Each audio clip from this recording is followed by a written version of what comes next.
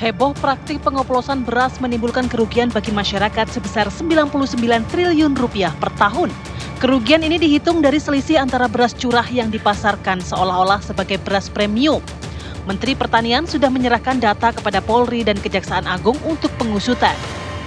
Kementerian Pertanian bersama Satgas Pangan Polri mengungkap praktik pengoplosan beras yang marak terjadi di pasaran. Hasil investigasi menunjukkan sebanyak 212 merek beras terbukti tidak memenuhi standar mutu yang berlaku. Investigasi beras oplosan dilakukan terhadap dua kategori beras, yaitu premium dan medium, dengan fokus pada parameter mutu seperti kadar air, butir patah, presentasi beras kepala, dan derajat sosok. Beras premium misalnya, wajib memiliki kadar air maksimal 14%, butir kepala minimal 85%, dan butir patah maksimal 14,5%. Kerugian negara akibat praktik beras oplosan diperkirakan mencapai 99 triliun rupiah per tahun. Pemerintah harus segera mendesak pelaku diusut tuntas sehingga menimbulkan efek jera.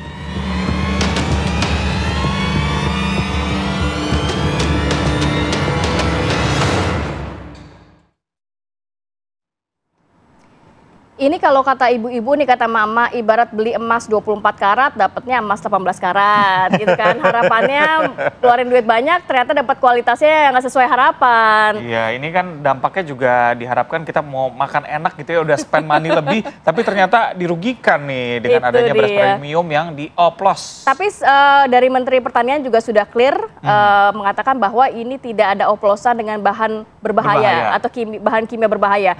Tapi yang dioplos adalah beras curah dioplos dengan beras premium yang dihargai dengan harga beras premium. Kita akan membahas mengenai hal ini dengan narasumber yang sudah hadir di studio. Sudah ada Pak Kudori, pengamat pertanian. Ini dari Pertanian Asosiasi Ekonomi Politik Indonesia atau AEPI. Selamat pagi, Assalamualaikum. Waalaikumsalam, pagi. Sehat ya? Kemudian juga ada Prof. Edi Santosa, Guru Besar IPB. Assalamualaikum, selamat pagi Prof. Sudah bergabung bersama kami via Zoom. Selamat pagi Mbak Ratih, Mas Reza. Assalamualaikum warahmatullahi wabarakatuh. Waalaikumsalam. Saya mau ke Prof dulu, Prof. Kalau melihat informasi yang berseliweran di media sosial, di online, bahwa dari 268 sampel, ternyata 212 merek ini yang tidak memenuhi standar mutu, dijual di atas HET dan beratnya kurang. Ini ada masalah apa sebenarnya? Apakah dari pengawasan mutunya? Kenapa praktik-praktik seperti ini bisa sampai lolos? Jangan-jangan bukan tahun ini, tahun-tahun sebelumnya udah ada yang seperti ini, Prof. Baik, sebetulnya kalau kita lihat istilah di bisnis beras ya, bisnis beras itu istilahnya blending atau mixing itu satu hal yang biasa lah dalam bisnis proses itu ya. Nah, mixing itu biasanya dimaksudkan untuk meningkatkan mutu, kemudian untuk mengikuti preferensi dari konsumen, dan juga untuk meningkatkan kandungan gizi, vitamin, mineral, serat, dan sebagainya. Jadi, kalau dalam bisnis beras, sebetulnya mixing itu adalah sesuatu yang memang bagian dari proses bisnis. Nah, yang jadi persoalan adalah ketika mixing itu tidak sesuai dengan apa yang dicantumkan di dalam label. Jadi sebetulnya sepanjang label itu sesuai dengan isinya, karena label itu bagi pengusaha adalah merupakan janji produsen kepada konsumen. Kemudian apabila kualitas yang di dalam kantong itu melebihi dari apa yang dijanjikan, itu sebetulnya menunjukkan komitmen dan juga kredibilitas dari produsen. Saya kira itu Mbak sebagai pengawal. Oke, baik Pak Kudori, ini tadi dikatakan juga sebenarnya mixing hal yang lumrah, sudah biasa begitu ya. Sebenarnya ketika melakukan mixing ini haruskah melaporkan ke pemerintah ataupun ke pihak lain, atau bisa dilakukan sendiri asalkan dengan tadi Prof. Edi bilang bahwa sesuai dengan standarnya dan sesuai dengan label?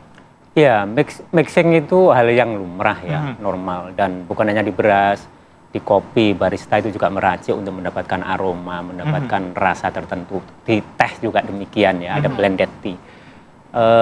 Cuman memang akhir-akhir ini oplos itu kata lain dari campur, dari mix, itu konotasinya negatif ya.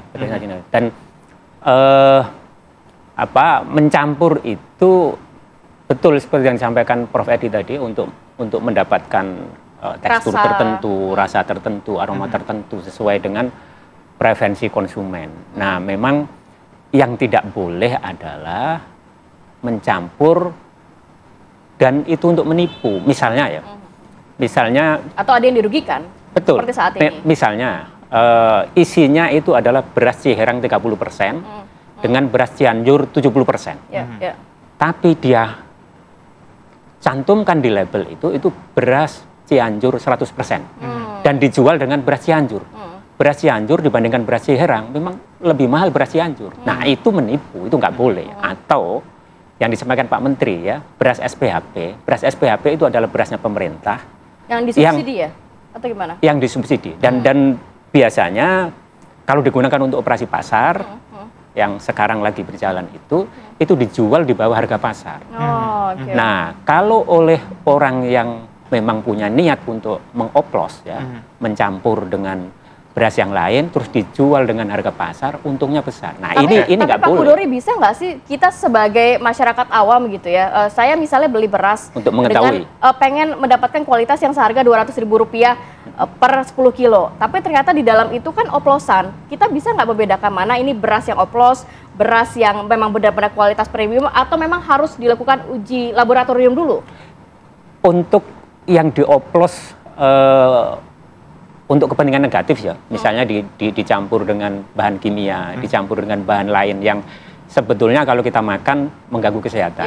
Itu buat ibu-ibu atau siapapun yang masak gitu. Misalnya ketika ditambah air ada sesuatu yang berbeda, atau pas dimasak misalnya kok gampang lembek. Tapi kalau ini enggak kan ya? Ini enggak. Nah,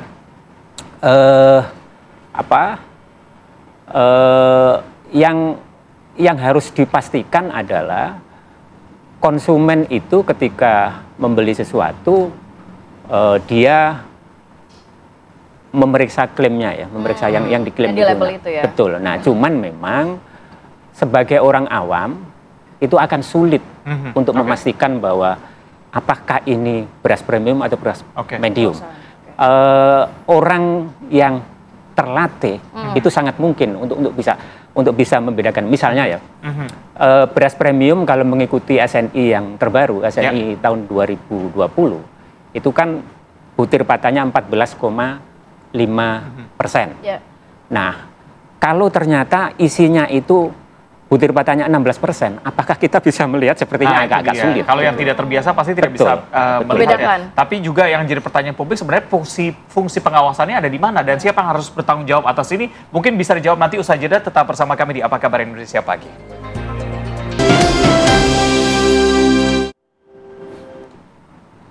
Baik, kita lanjutkan lagi perbincangan. Saya mau ke Prof. Edi. Prof. Edi, kalau kita sebagai masyarakat mungkin agak sedikit pusing ya. Tadi Pak Hudori mengatakan ya memang matanya harus jeli banget untuk bisa membedakan. Tapi kalau bisa ditanyakan sebenarnya sengkarut masalah ini ada di mana begitu? Apakah fungsi pengawasannya lemah atau gimana Anda lihatnya?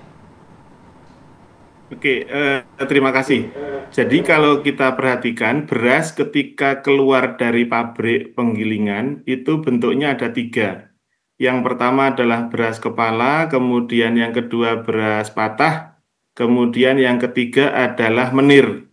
Dan itu sebetulnya dari pabrik itu sudah terpisah masing-masing gitu ya. Nah, kemudian ketika kita bicara mengenai penggilingan beras, kita bicara ada 160 ribuan lebih penggilingan beras, besar, sedang, dan kecil, yang tentu kualitas dari mesinnya berbeda-beda. Nah, saya kira kalau kita bicara pengawasan, ada 3 lini yang harus diawasi. Yang pertama adalah dari penggilingan, kemudian yang kedua adalah distribusi, kemudian yang ketiga adalah di tingkat konsumen atau di tingkat retailnya. Nah, pertama di penggilingan. Penggilingan kan ada asosiasi, kemudian ada standar pembinaan dan sebagainya dari kementerian lembaga. Saya kira perlu dilakukan pengecekan, inspeksi, dan sebagainya, termasuk misalnya dari sisi labelnya apakah sesuai atau tidak, termasuk kuantumnya bagaimana. Karena bisa jadi bahwa beras yang katakanlah kuantumnya itu dicantumkan dalam label 5 kilo, tetapi ketika ditimbang menjadi 4,99, itu berarti kan seolah-olah itu kuantumnya kurang, emang kurang. Nah, itu bisa jadi bukan kesengajaan, tetapi karena misalnya alatnya error. Nah, di situ tentu ada di perdagangan, ada bagian metrologi yang perlu secara rutin untuk mengecek apakah timbangannya itu sudah ditera atau belum, rutin ditera ataukah tidak. Nah, kemudian dari sisi label, apakah yang dicantumkan di dalam label itu sesuai dengan apa yang dijanjikan. Nah, itu di tingkat penggilingan. Nah, kemudian di tingkat distribusi, nah ini karena beras ini kan sebetulnya kalau kita perhatikan, kelompok beras ada dua ya, beras umum dan beras khusus. Lalu beras umum itu ada dua kelompok, jadi beras pecah kulit dan beras sosoh. Nah, barangkali yang sedang kita bicarakan ini adalah beras sosoh ya. Nah, di sisi lain di beras umum, di beras khusus, itu ada kira-kira ada 6 kategori ya. Ada misalnya varietas lokal, beras fortifikasi, beras fungsional, ada beras organik, dan sebagainya. Nah, pasar beras ini kan terbuka. Jadi siapa saja bisa masuk dan bisa keluar gitu dengan sesuai dengan misalnya saya punya barang, ingin jualan beras, kelihatannya tidak ada barrier to entry. Nah, di situ tentu di distribusi perlu ada pencatatan yang baik sehingga kalau misalnya siapa saja sih sebetulnya yang memasarkan dari penggilingan A, penggilingan B, dan penggilingan C. Nah, kemudian di tingkat konsumen, tentu yang paling harus cerdas adalah konsumennya. Kita harus mulai dari situ. Tadi Pak Hudori menyampaikan bahwa untuk membedakan antara beras yang dioplos sama yang tidak itu perlu membutuhkan keahlian.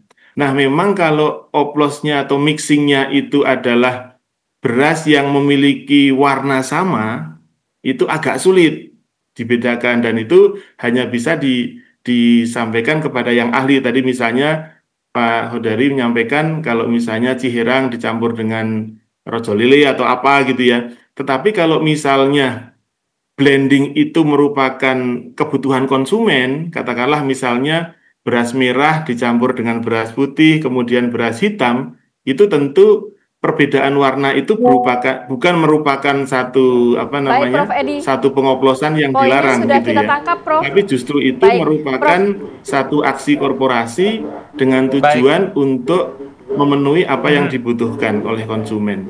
Baik, Prof. Jadi terakhir, tiga lini itulah yang perlu Prof. Edi, kami akan bergeser ke Pak Kudori. Terakhir singkat saja, Pak. Terkait hal ini apa yang harus lebih ketat diawasi oleh pemerintah? Tidak sampai terulang lagi kejadian seperti ini nantinya. Ya, saya kira penting untuk mendorong Direktorat Perlindungan Konsumen dan Tertib Niaga untuk di depan. Saya kurang setuju ya, pemerintah mendorong-dorong Satgas Pangan untuk berada di depan. Jangan jadikan Satgas Pangan itu sebagai polisi ekonomi. Sebetulnya hal seperti ini bukan hal baru ya. Pemerintah mendorong-dorong polisi sebagai polisi ekonomi. Sejak tahun 50-an sudah terjadi dan sebetulnya gagal gitu loh. Jangan sampai ini dipersepsikan nanti oleh pelaku usaha, itu yang muncul adalah ketidakpastian usaha. Yang muncul sekarang ini kan berdekatan keamanan, seolah-olah pelaku usaha, penggilingan, pedagang yang besar itu musuh negara kan gitu loh. Itu nggak baik saya kira. Nah, yang harus kita dorong adalah Direktorat Perlindungan Konsumen dan Tertib Niaga itu di depan. Mereka secara rutin mengawasi, kalau memang dalam pengawasan itu ditemukan ada kecurangan, ada indikasi tindak pidana, serahkanlah kepada Satgas Pangan, kepada aparat. Mereka baru masuk. Baik. Terima kasih Pak Hudori dan juga Prof. Edi yang sudah berbincang bersama kami. Kita harapkan memang kejadian seperti ini tidak terulang karena lagi-lagi kita yang dirugikan ya.